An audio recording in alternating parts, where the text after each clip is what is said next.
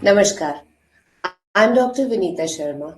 I'm working as a senior consultant in the Department of Gynae and Obs at Apollo Hospital, Noida. There are a lot of questions regarding travel in pregnancy, whether it is safe to travel or not. What is the best time to travel during pregnancy? What are the precautions that need to be taken and how to go about it? So today, I will try and answer these questions as far as possible.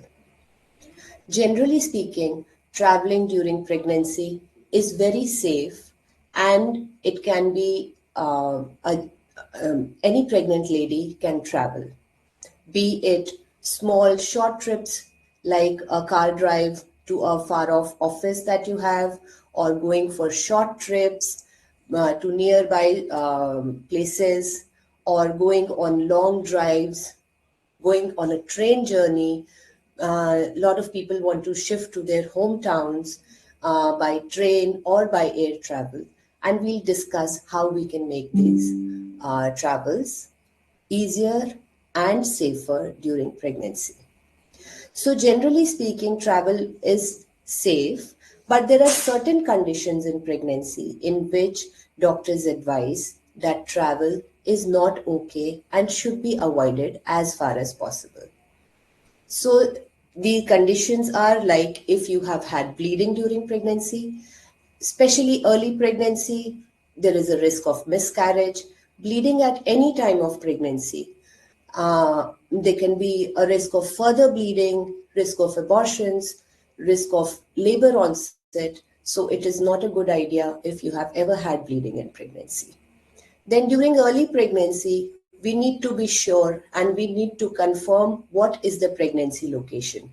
If the pregnancy location is not defined as yet, and there is a chance that you might be having an ectopic pregnancy, it is a good idea to confirm that there is a live intrauterine pregnancy, मतलब कि pregnancy uterus के अंदर है और अच्छे से बढ़ रही है. That removes a lot of distress from traveling in early pregnancy.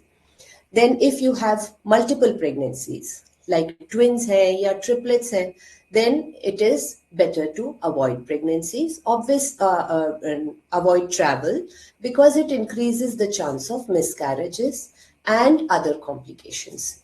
Then there is a certain condition called placenta previa.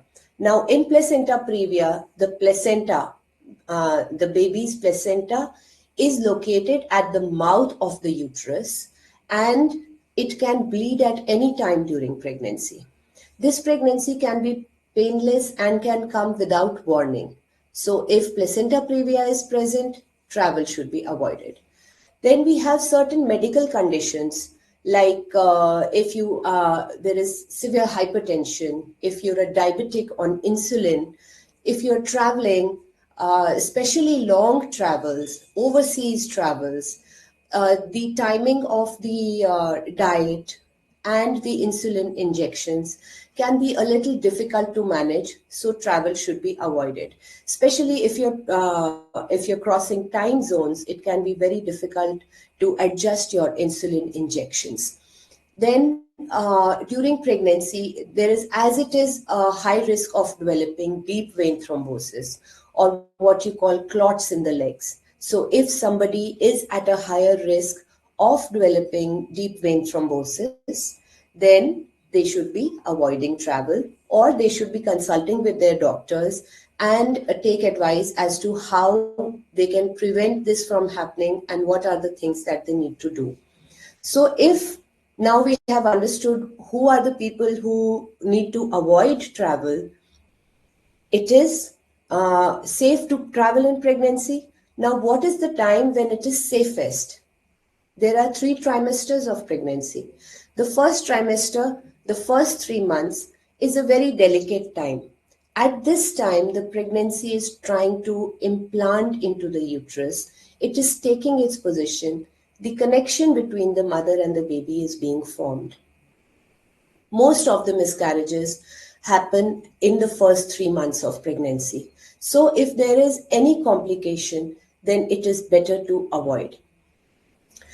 Also, at this time, there are a lot of hormonal changes happening in the body, which can lead to things like lots of nausea and vomiting happening. It is very difficult if you are traveling and you are having nausea and vomiting in spite of taking medications. You have to eat something outside. You cannot maintain adequate hydration. So this also becomes difficult. So first trimester is a delicate time, and um, uh, as a general rule, travel should be avoided during this time. Now comes the second trimester of pregnancy. In the second trimester, the pregnancy is well settled. The nausea and vomiting has settled. The body has adjusted to all the high hormonal changes that are happening. And this is the most settled part of the pregnancy. So the best time in pregnancy to travel is the second trimester, which is from 13th week onwards till the 28th week. So now talking about the third trimester. Third trimester is from the 28th week till the due date. From 20 till even if we talk about air travel, till 28 weeks, there is generally no restrictions by the airlines. There are some airlines which allow travel till 32 weeks, and some airlines allow travel up to 36 weeks of gestation. After that, there is a high risk of you going into labor while you are traveling, especially if you're mid-air and you go into labor, then it is a difficult thing to manage. The flight attendants might not be able to help you out. Sometimes the amenities are not such that delivery can be handled. So if there is a risk of preterm labor, premature rupture of membranes, or there has been previous mishaps during this time, it is not advisable to travel in the third trimester also. Now that we've seen what are the safest times for traveling during pregnancy, let us look at what are the preparations that need to be done. First of all, there should be a good travel plan about where you are going to go, how you are going to go, where you are going to stay, and what are the facilities that are available over there. You should be aware of medical facilities that you can go to in case of emergencies, and you should always be carrying your medical documents with you so that the doctors over there can look at the pregnancy as a whole, know what are the risk factors that you already have, and help you at the time of need. Also, during preparation, before going for a trip, you should always go and see your doctor before leaving for the trip, and so that we can see that yes, everything is fine and it is okay to travel. While you are preparing and packing for your trip, you should be packing loose and comfortable clothes that are easy to move around in, and comfortable shoes that are easy to walk in. Avoid wearing heels, avoid getting dehydrated, being too much in the sun, and doing strenuous exercises or strenuous trekking that can, lead to untoward incidents. So, while you are preparing for the trip, you should be having small meals with you that you can eat during your travel, and you should be carrying a bottle of water, and so that you are able to maintain adequate hydration. Now, how to travel? You can travel either by road, by a car, or by bus, or you can travel by train, or you can be traveling by air, by an aircraft. So let us discuss these one by one. Road travel is generally safe if you take certain precautions. If you're going just for work,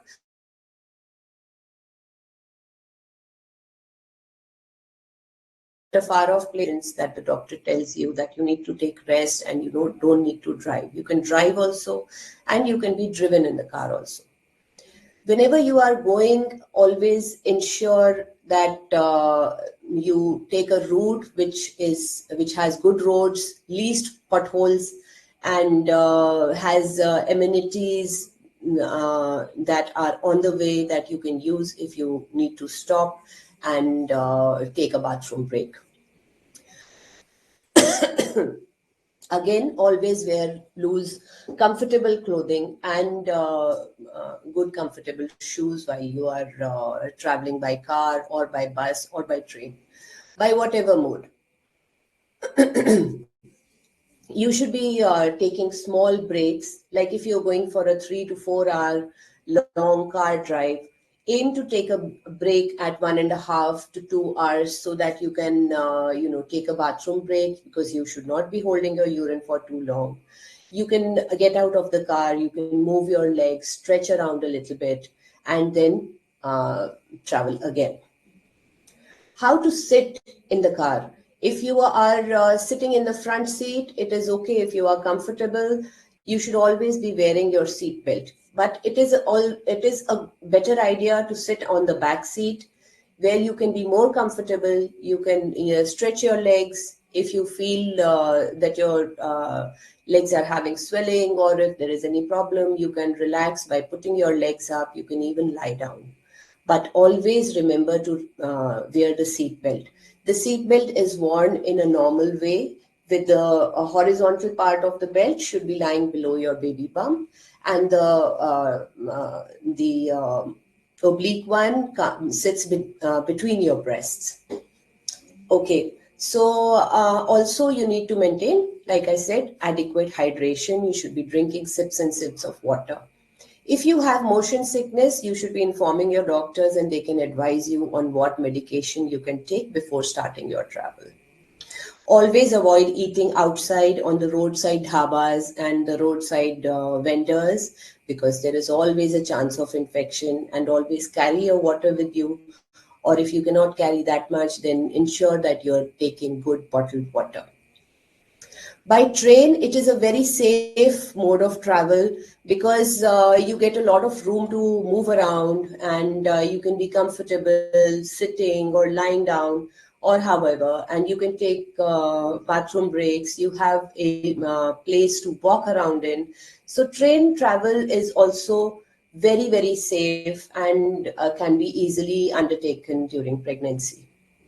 Now, again, you should be avoiding eating on the station kiosks, and avoid eating the chole bhature and the pakoris, because that can also lead to infections.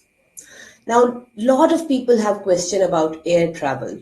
So air travel is now considered very, very safe during pregnancy. Like I said earlier, till 28 weeks, there is no restriction on air travel.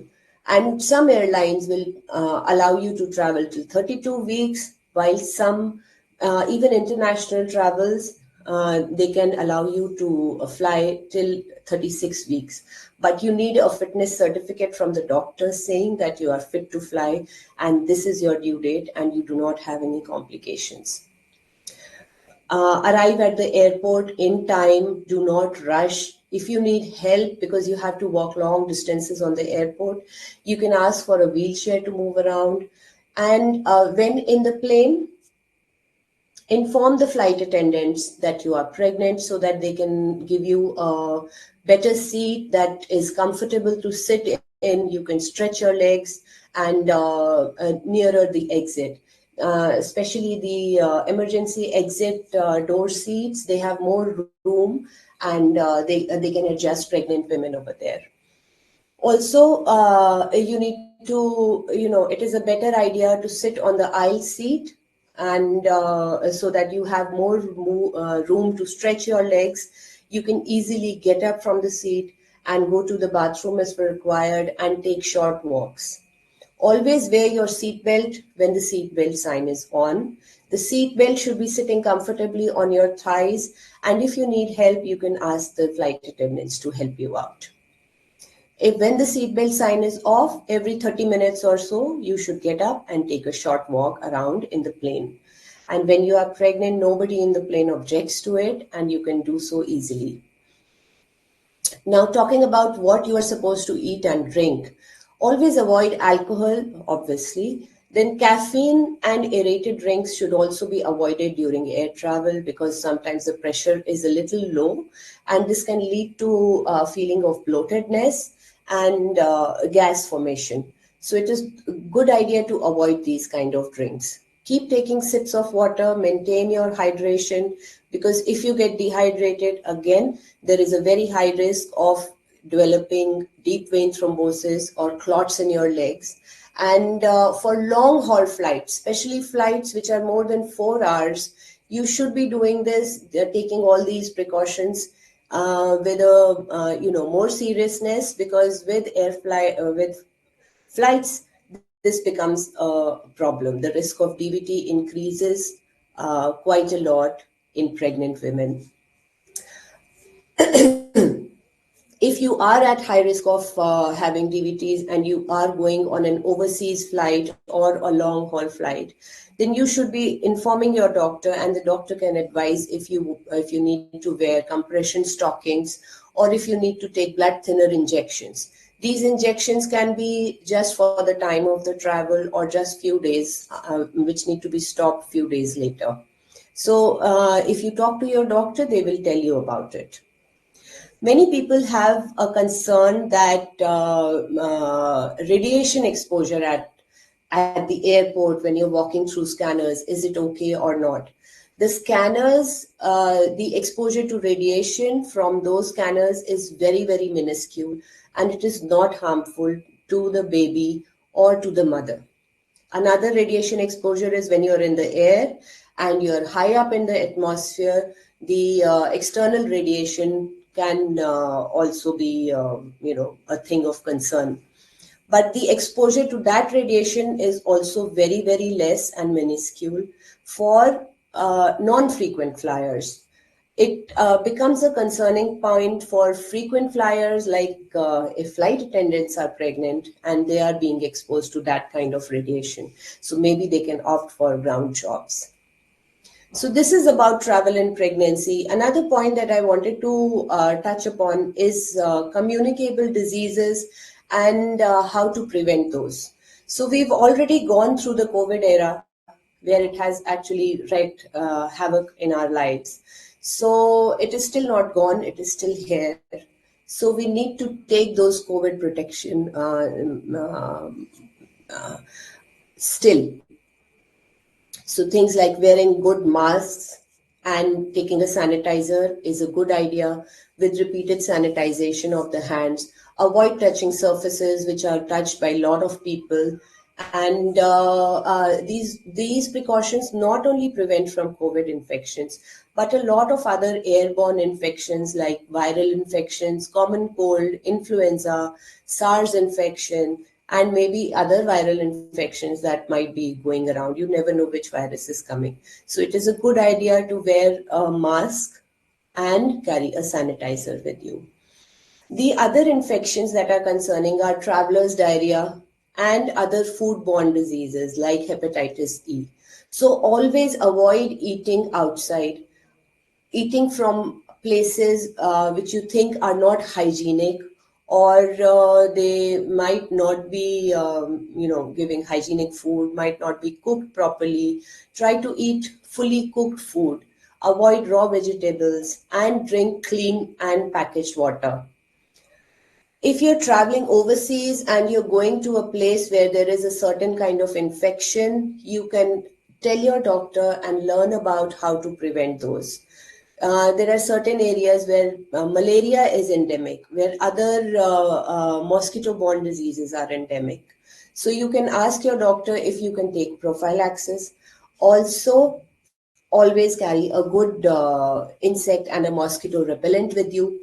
That should prevent you from getting a lot of infections. Then there are certain vaccinations which are recommended when you're traveling overseas. And their travel, if you look at the country's websites, they will tell you what kind of vaccinations you need, and you can tell your doctor to help you out with those. Another point is, now that you've enjoyed your holiday, when you're coming back, always come back and get a checkup done from your doctor. So this is about travel and pregnancy. Generally speaking, it is very safe, but there are certain precautions, certain things that need to be followed and looked after, and it is all going to be okay. So happy holidays and safe travels. Thank you.